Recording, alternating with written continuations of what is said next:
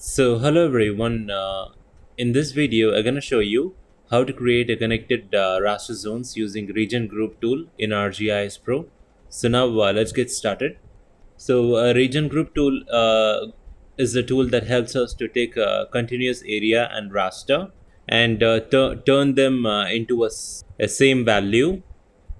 So here in the content section, we have two different layers. So the first layer is our land cover layer, and followed by the second layer is our DEM data. So you can able to see that. Let me turn on the land cover data back. And in the first layer, we have our land cover, land use land cover layer. So it contains a unique number of different land use land cover classes here. So you can able to see with the different numbers. So maybe I want to turn each value, for example, like this into its own number, so that I can use it as a zone, as its own statistics. So to do that, first I'm going to navigate to this option. I'm going to navigate to this option called Analysis, and in that I'm going to click this option called Tools. And here we have this new window called Geoprocessing Tools. So in that I'm going to select Toolbox. And here I'm going to navigate to the spatial analysis tool here. So I'm going to drag down here. And below we have this tool called spatial analysis tool. So in that we're going to select this particular tool called generalization. And here I'm going to click this tool called region group. So this is our tool. And you can go through the information about this particular tool here. So region group is a spatial analysis tool. And for each cell in the input identifies the identity of the connected regions to which the cell belongs is recorded. The unique number is assigned to each region. So for example, from this figure, I can able to see that all the ones are classified as a separate class 1, and all the class 2 are classified as a separate class, and all the 2s in the in raster 1 are classified as a separate class called 3. So the region group for each cell in the output, the identity of the connected region to which the cell belongs is recorded, and the unique number is assigned to each region. So it's going to come up with each region based upon the connectivity between the cells with the same values. So in the first step, in the input raster, in the parameters in the input raster, I'm going to select my land use land cover data. And followed by you have to select your output file location where I could like to save this. So to save, I'm going to click this option called browse, and here I have navigated to suitable folder location where I could like to save this file, and I've entered as a region group.tif, and I'm going to click OK. And the next step is next option is we have the number of neighbors to use. So by default we set to 4 here. So the number of neighbors to use, so it specifies the number of neighboring cells to use when evaluating the connectivity between the cells that defines a region. For example, 4. The connectivity is evaluated for the 4 nearest neighbor of each input cell. So only the cells with the same value that shares at least one side will contribute to an individual region.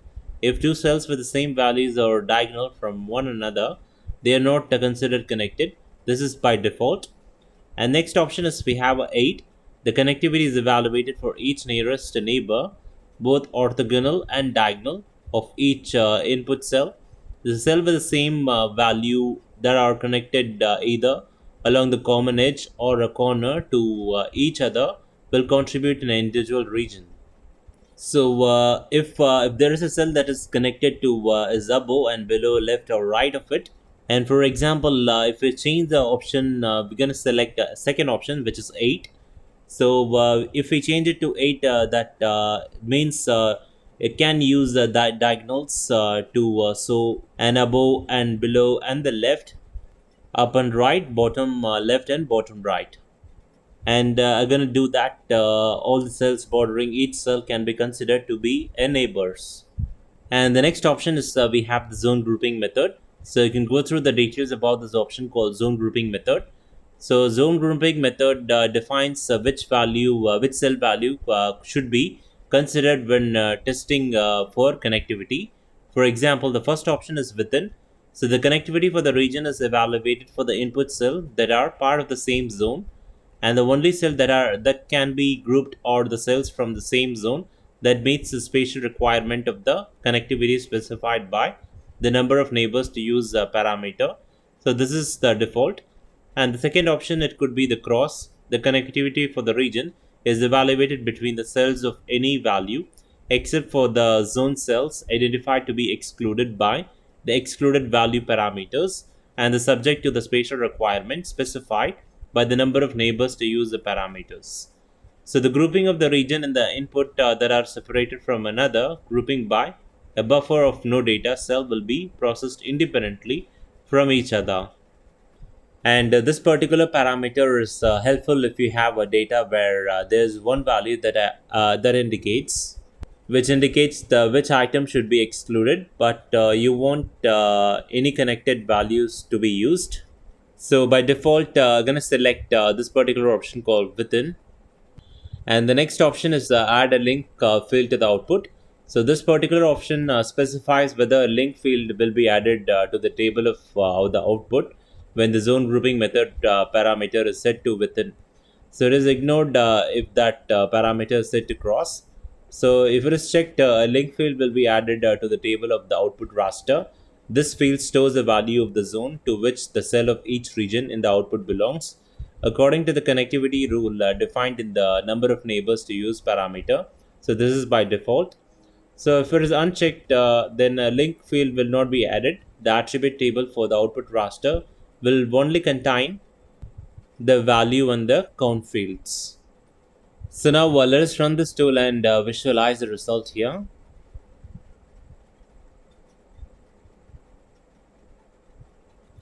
So right now we have our result here. So I'm gonna zoom out here, and you can able to see this is our the region group raster, and followed by the below is our land use layer. So the first thing we see is just a wall of different gray colors based on the land use layer. You can able to see that. And the reason for this different grays is that we have around 271,090 different groups. So if I zoom out here, you can able to see a bit more clear. So the group starts from the darkest the gray tone to white tone. So you can able to see starts from the gray towards white. So each of these grays indicates different groups here. And from this gray tone, you can able to see we have a lot of different groups here, a very large number of groups. You can able to see this value, which is around the group starts from group 1 to 271,090 groups available. So let me zoom out here. So we have many zones here. So the next step could be going to use the zonal statistics basically to identify the elevation of these different zones here. So for example, if you consider this particular zone as one of the zone, and using zonal statistics, I can identify the elevation of this particular the zone. Let me show you that. So we're going to navigate to the analysis section, and I'm going to click this option called tool. So once you click that option, we have this window called geoprocessing, and in that make sure that I select toolboxes here. And now in the spatial analysis tool here, if you come down, we have this option called zonal. I'm gonna click this tool, and here I'm gonna select this particular option called zonal statistics. So you can go through the information about this particular tool. So it summarizes the value of the raster within the zones of another data. So right now in the input raster, I'm going to select the region group TIFF, and followed by the zone field. We have two different fields. So we're going to select the value field, and next the input value raster. Here I'm going to select the DEM data. So we're going to select the DEM, and followed by choose the output file location where you could like to save this. And next step, I'm gonna save to my output to my suitable folder location to save this file. I'm gonna click this option called browse. So now I have navigated to my suitable folder location. So here I'm gonna mention as zonal followed by the region group.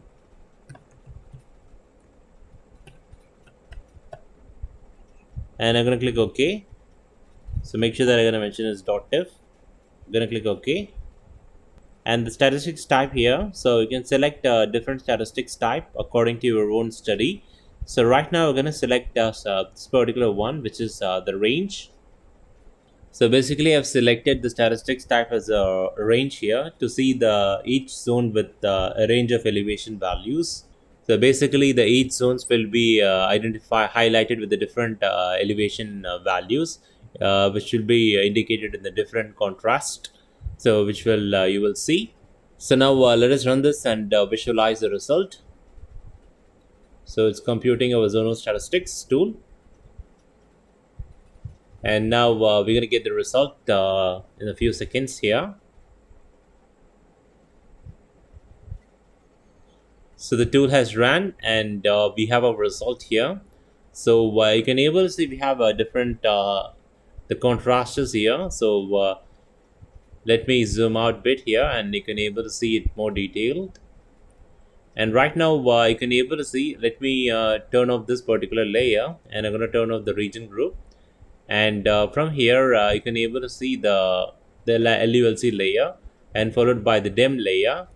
And from the DEM layer you can able to see the white areas at the highest elevation in the study region, which is 306.7 meters, and lowest elevations are indicated in the gray level. Basically this is the river, the floodplain areas or the lowest flat area in this region, and the white areas are highly elevated areas. So followed by the highly elevated areas, we have a LULC layer, and I'm going to turn on this zonal region group. So from here, let me turn off the LULC, and from here I'm going to turn off, and you can able to see all the elevated areas being indicated in this color, the different white colors you can able to see, and all the less elevated areas are indicated in the different gray colors you can able to see. Let me turn off this.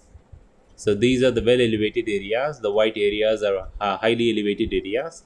So those areas are indicated in this set of colors. So basically these are so connected areas having a very large range of elevation values. For example, if you look at the actual digital elevation model itself, that might show you. So here I can able to see the high elevated areas and the low elevated values are down here. So these are the low elevated areas here. So these regions. Let me turn on this. And you can able to see all the elevated areas have this connected zones having a large elevation values. So basically these areas, these are these areas. So basically we get a completely new set of values from our LULC layer and the DEM data. So it is a new set of rasters. So and more importantly, it allows us to take a raster that we already have that describes some sort of categories of interest and turn into a zone of interest, and then extract some other values from another raster as a new raster that we can then feed it into some other part of our processing workflow. So in this video I have shown you how to use the LULC as a DEM raster and to visualize the high elevated areas in this study region. For example, this particular region is a highly elevated area in this study region. So if we compare with the LULC layer, so you can able to see this portion of this area, vegetated area, is highly elevated areas compared to other LULCs. So basically it gave us a new set of raster, like a new set of information from the LULC and DEM data using the region group tool. So in this video I have shown you how to create raster zones using a region group tool in ArcGIS Pro. So thanks for watching and make sure that you subscribe to our channel and give us a like.